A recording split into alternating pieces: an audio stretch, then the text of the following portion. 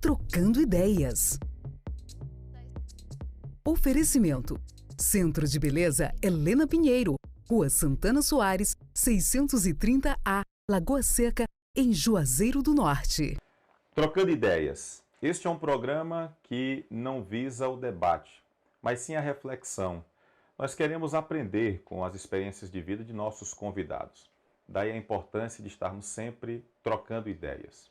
O nosso convidado de hoje é natural de Brejo Santo, cresceu em Porteiras, mas tem realmente a vida marcada no município do Crato. Formado em Direito, jornalista, e é a pessoa, pelo menos que eu tenha conhecimento, há mais tempo no ar na região do Cariri. São 54 anos na mesma emissora, na Rádio Educadora.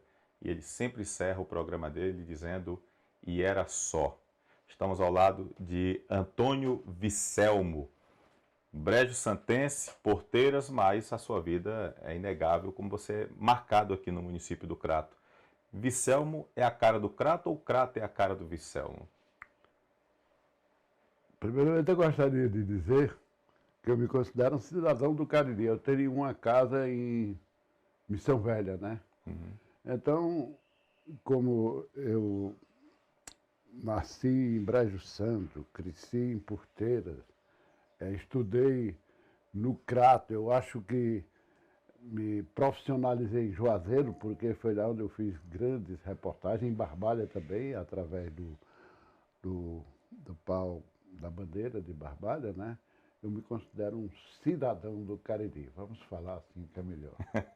Você não era uma pessoa muito querida nas escolas por onde passou. Que história é essa, Vicelmo? Eu era uma pessoa muito querida entre os colegas e colegas, né?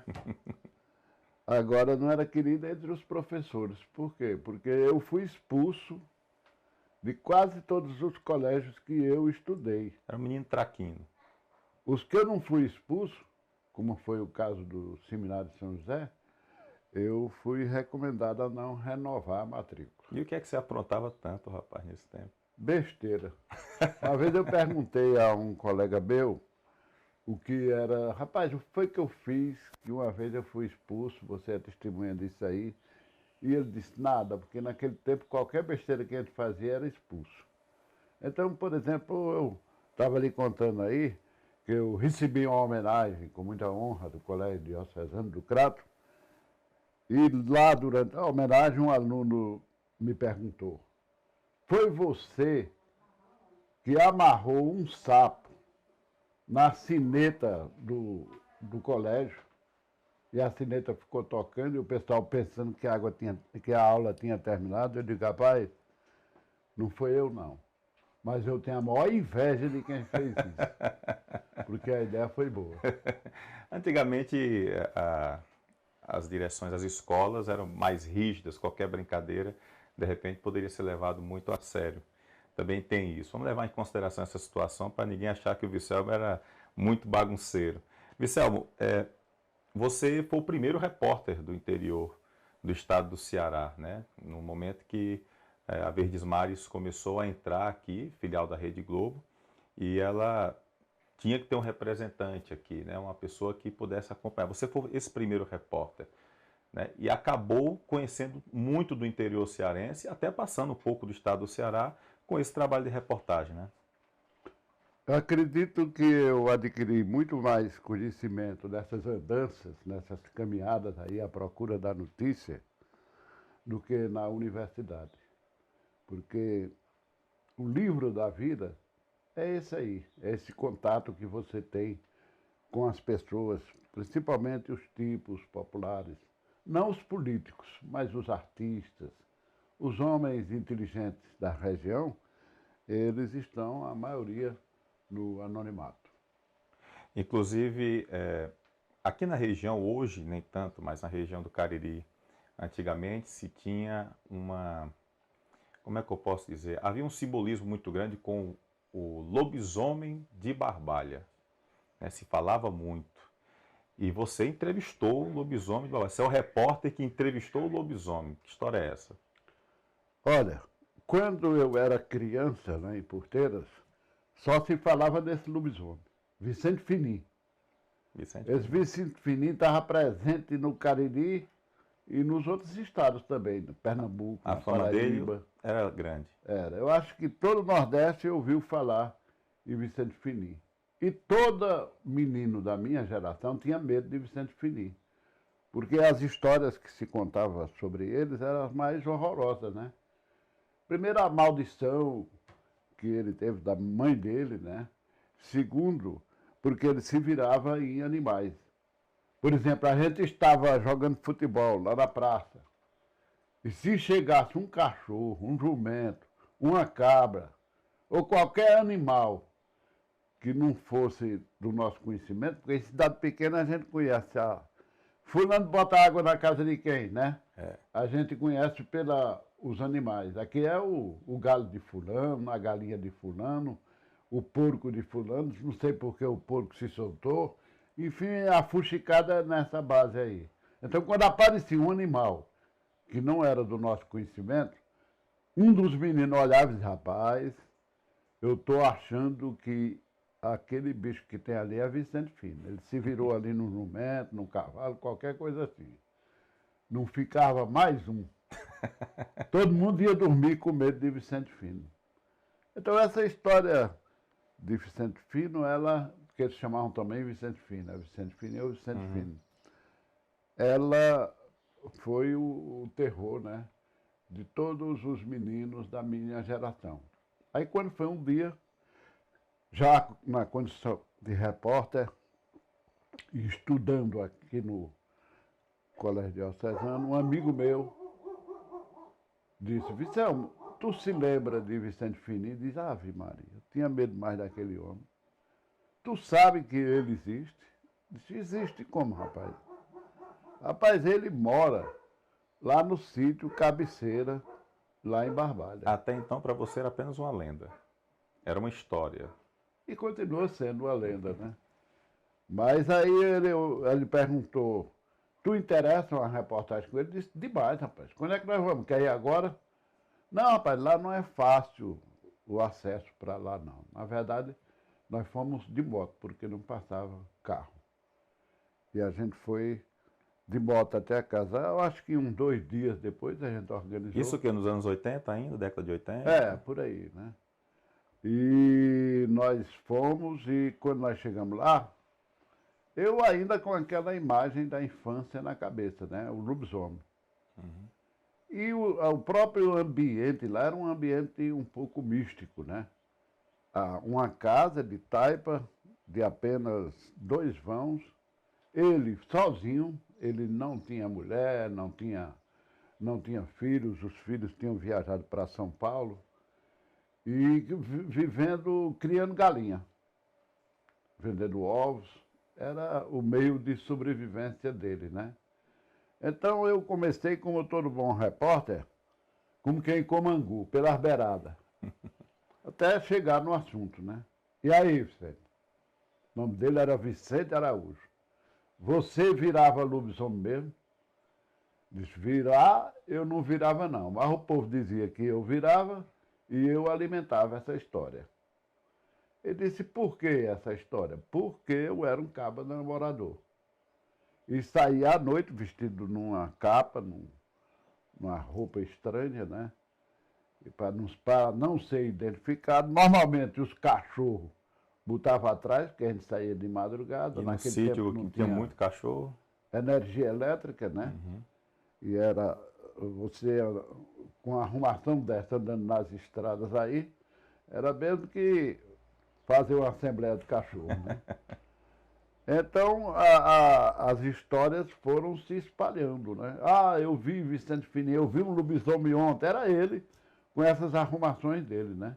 Então ele gostava, né, dessa fama. Trabalhava no engenho de rapadura lá em Arajara. E no outro dia, lá na bagaceira do engenho, o pessoal dizia, rapaz, viram um lobisomem ontem. Ele disse, eu vi também, sendo ele o lobisomem. Disse, eu vi também. Ele disse, tem um cara que disse que brigou com o lobisomem, que mostrou que ele tinha até marcas de unha do lobisomem, né? Mas o próprio Vicente disse, não, isso aí foi ele que se enganchou numa cerca de arame. Aí disse que o lobisomem pegou, mas Eu nunca agredi ninguém, não. Porque quando ele correu, ele teve a impressão de que foi o lobisomem que pegou. Vicelmo, 54 anos no ar, né? Começou com o Rádio Repórter, se transformou no Jornal do Cariri, mas é o mesmo jornal, mudou apenas de nome, e agora todo mundo só chama o Jornal do Vicelmo, virou o Jornal do Vicelmo. Como passar tanto tempo no ar e mantendo uma audiência enorme, porque primeiro lugar na cidade do Crato é o Jornal do Vicelmo, na educadora. Sem ter outra coisa para fazer. Não, Na não é verdade, assim, temos muitas rádios no Cariri. na verdade, eu sempre uma força estranha me levou para o jornalismo.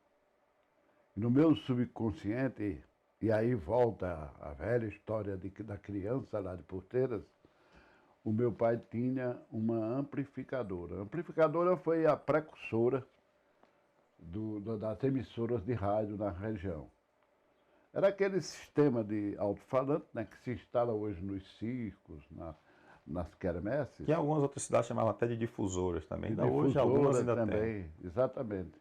Então, meu pai tinha essa amplificadora e ele era o locutor. Me lembro até do prefixo que ele dizia: senhoras e senhores, entra no ar o serviço de alto-falantes A Voz de Porteiras, com seus trabalhos para a noite de hoje. Então, eu acho que daí começou essa minha paixão pelo rádio. Só que eu era criança, eu não tinha o direito nem de mexer na amplificadora. Mas a amplificadora ficou no meu subconsciente, como também o rádio. Meu pai era farmacêutico, prático, e numa farmácia pequena do interior, além de remédio, como hoje estão fazendo, né? Ele vendia rádio, ventilador, tudo quanto era de novidade que aparecia, ele colocava lá na farmácia para vender. E nessa história de vender rádio, eu era o encarregado de levar as baterias do rádio para o engenho de seu Aristarco, que era de Barbalha, mas o engenho era lá no sítio Massapê, em Porteira, e eu era carregado de levar as baterias para carregar no engenho de seu Aristarco. Então, ele dizia: olha, cuidado nas baterias, cuidado para não cair solução na sarneira do jumento, né? E eu ia com aquela bateria como quem carregava um santo no andor, com o maior cuidado. Eu acho que esse sacrifício, a velha amplificadora também ficou na minha cabeça. Quando eu cheguei aqui no Crato para estudar, uns colegas de apartamento me chamaram e disseram: Vicelmo, sabe o que foi que nós conhecemos hoje? Eu disse: não, o que foi? Disse: um gravador. Disse: gravador? Para quê? Para gravar. Gravar o quê? Gravar a nossa voz, nós gravamos lá. Disse: eu quero ver. Quero saber como é que isso funciona. Era o gravador do IBEU. IBEU era Instituto Brasil Estados Unidos, um gravador que tinha vindo dos Estados Unidos, que era muito difícil, eu nunca tinha visto um gravador na minha vida. Grande, de rolo desse tamanho. Quando eu cheguei lá, eu era apaixonado por rádio, já sabia decorado umas propagandas de rádio, que naquela época era feito por os grandes locutores, Luiz Jatobá e Ramos Galhela, né? Então Luiz Jatobá dizia assim: por trás da alegre efervescência de Sorrisal, o único que contém dois antiácidos. Um deles chega aos centros nervosos onde se originam a dor, 2 vezes mais rápido do que os analgésicos comuns. O outro prolonga o seu bem-estar. Sorrisal. Então eu gravei, né? Ora, eu estava imitando, não era minha voz ali. Era uma voz impostada. Eu imitando o Luiz Jatobá, o homem é locutor. Eu peguei gravei outra de outro locutor, que foi o narrador da Metro, Ramos Galhela, né? Famoso, morou nos Estados Unidos, e ele narrava os trailers do cinema.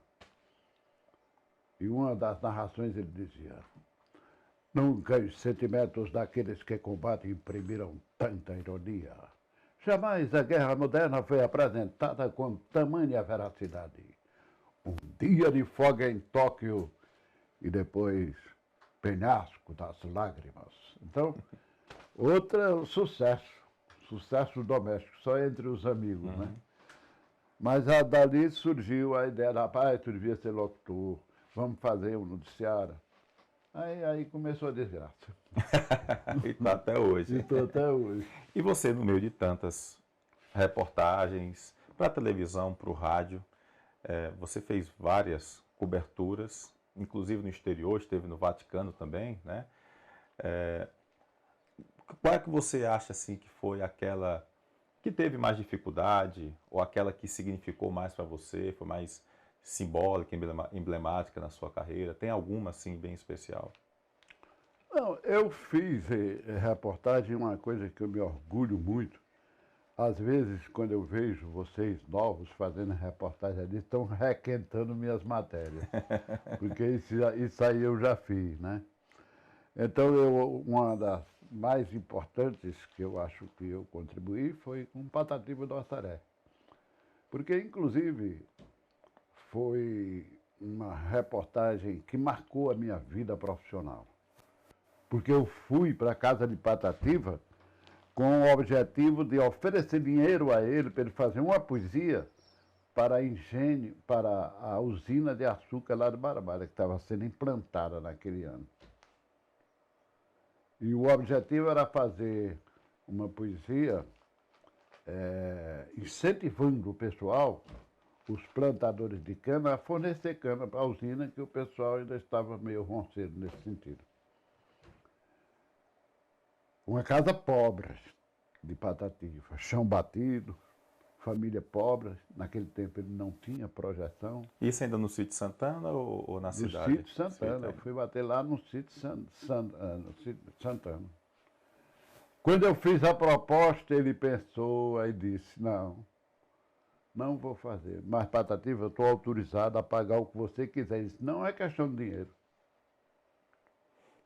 É porque essa poesia aí, se eu fizer, vai desvirtuar a minha poesia Engenho de Ferro. Aí eu me senti pequeno, era como se fosse uma formiguinha sob os pés de um elefante.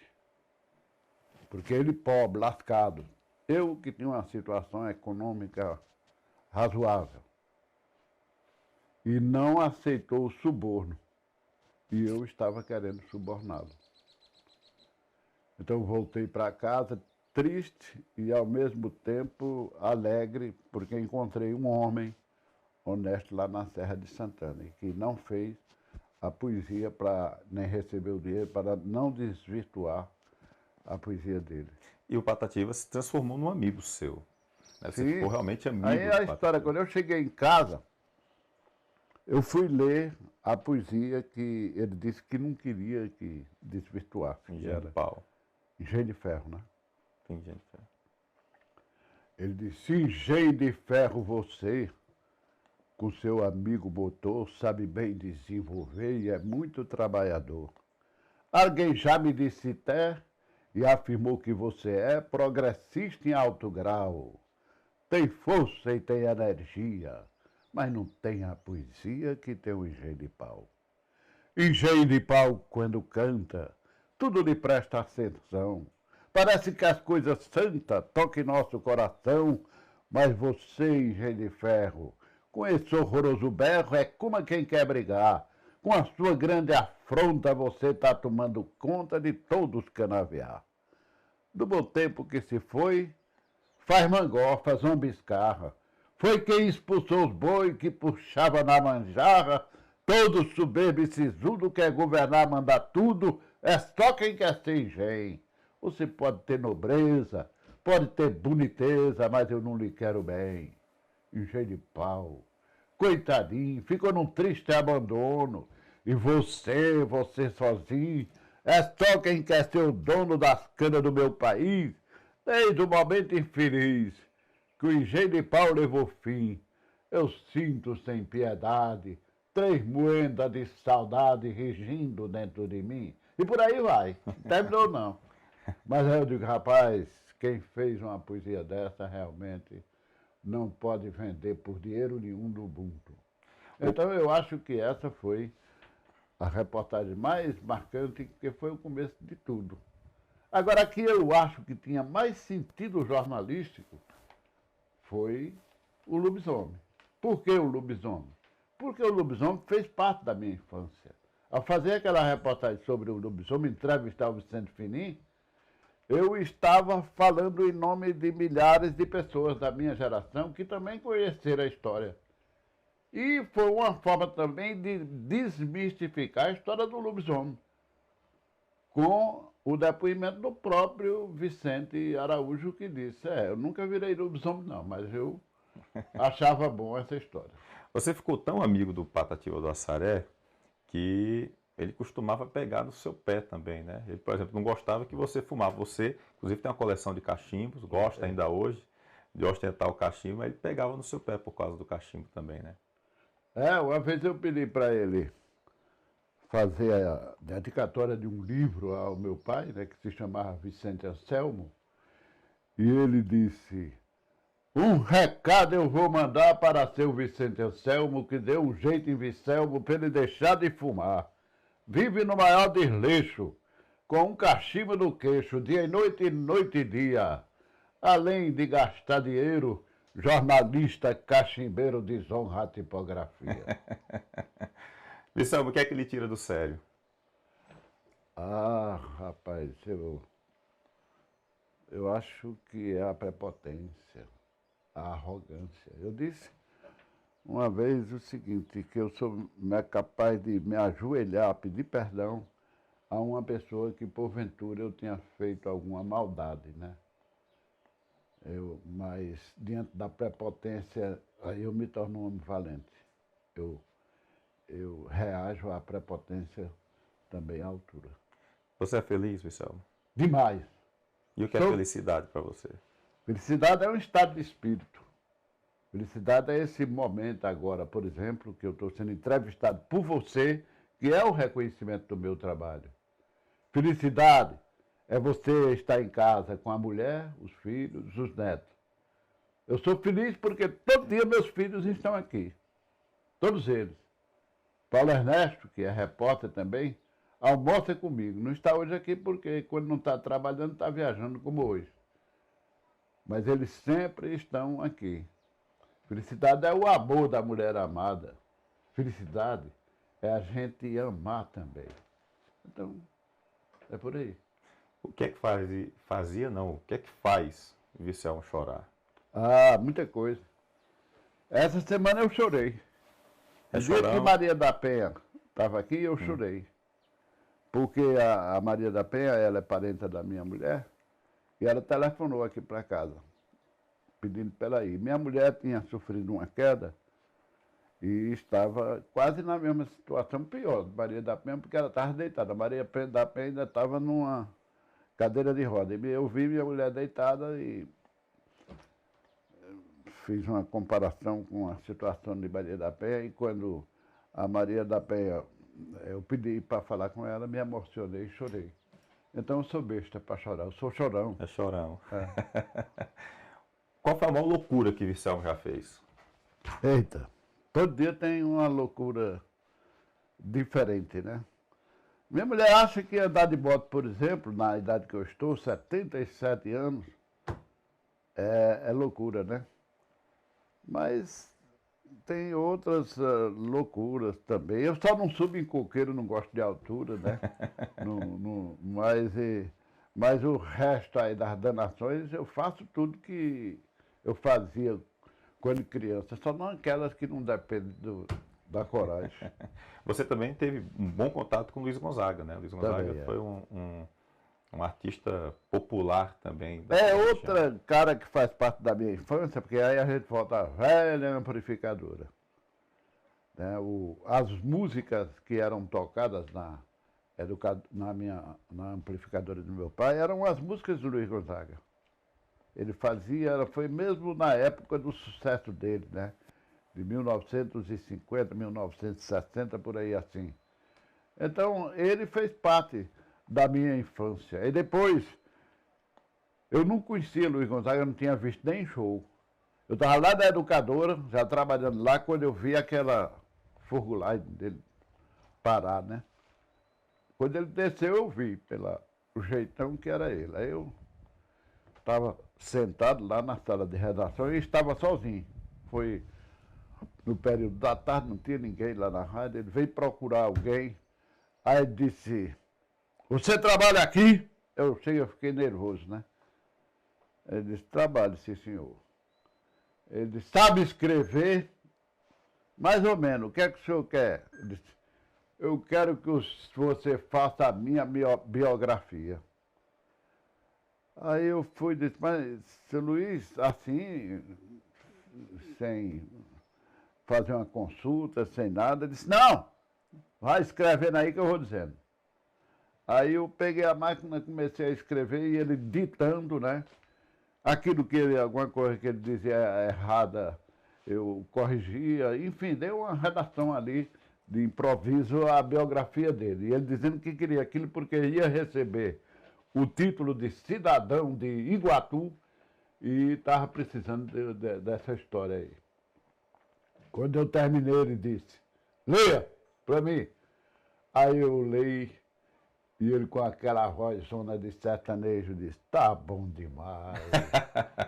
E eu disse, tá bom, seu Luiz, estou aqui, você vai ser meu secretário. Bom, o tempo passou e depois eu conheci o Luiz Gonzaga através dos repórteres que vinham lá de Fortaleza e da Globo do Rio e sempre me procuravam aqui, eu era quem intermediava esse contato. E por conta disso, eu me tornei amigo dele, de Gonzaguinha.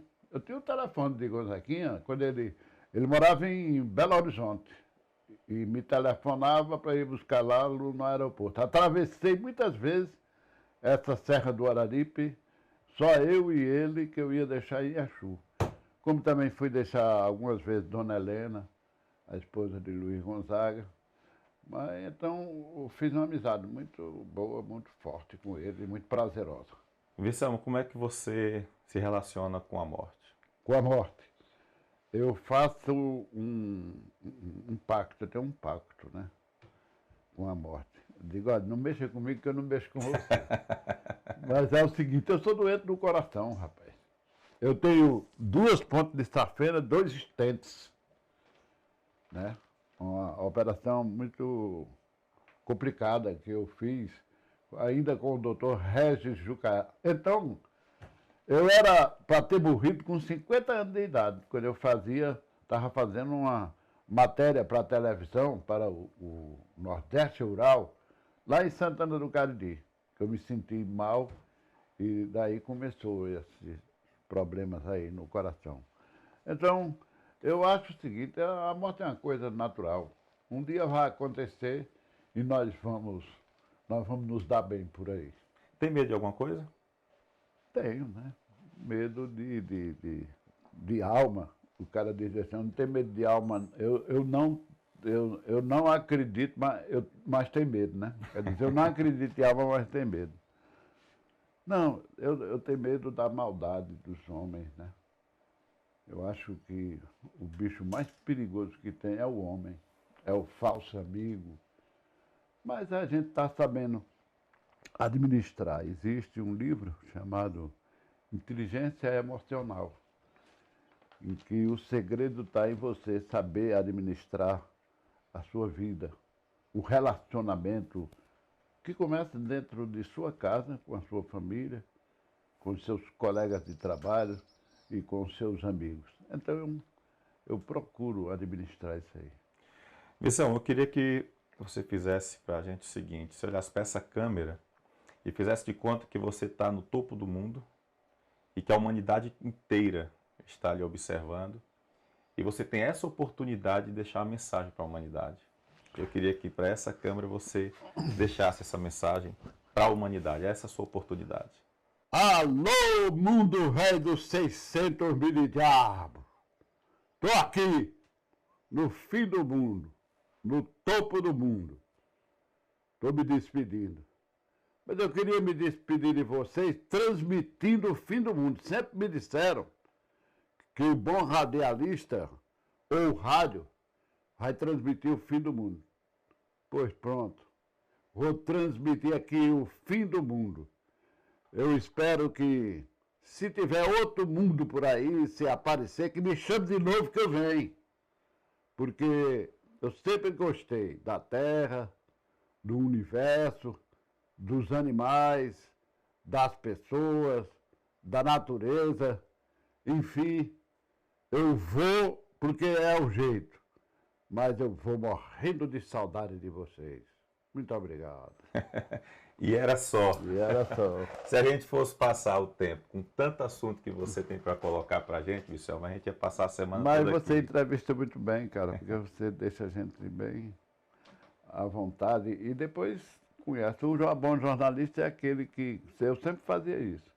A pior coisa que tem é você entrevistar pessoas sem saber o que diabo é que o caba faz, o que é que ele é. Mas você tem que ler, que estudar, que saber algumas informações sobre o cara, porque aí você consegue extrair aquilo que lhe interessa, né? Então você faz isso muito bem. Obrigado. Tem que ser assim. Vamos marcar para ter um outro trocando ideias com você, porque tem muita coisa ainda para sair, Tá bom, com certeza. na hora. Antônio Vicelmo, 54 anos no ar, jornalista, advogado, foi para o Vaticano, rodou todo o interior do Nordeste e entrevistou o lobisomem, o homem que tem medo de alma, mas que tem um acordo com a morte. Foi o nosso convidado hoje. A gente volta na próxima semana com outro convidado especial aqui no Trocando Ideias. Nenhum jogador de futebol, quando está na agremiação, quando está no campo, quando está no auge, não se importa com derrota, nem perca de título. Não tenha um. Porque ele sabe, primeiro que eles são jovens, nós éramos jovens. Ele sabe que outros campeonatos virão. Perdeu um título, perdeu um jogo, bola para frente. O cara fica triste, claro. Mas não como os torcedores. Os torcedores é que se acabam, às vezes morrem, ficam doentes. Jogador de futebol não. Eu sou sincero para você, jogador de futebol não tá nem aí.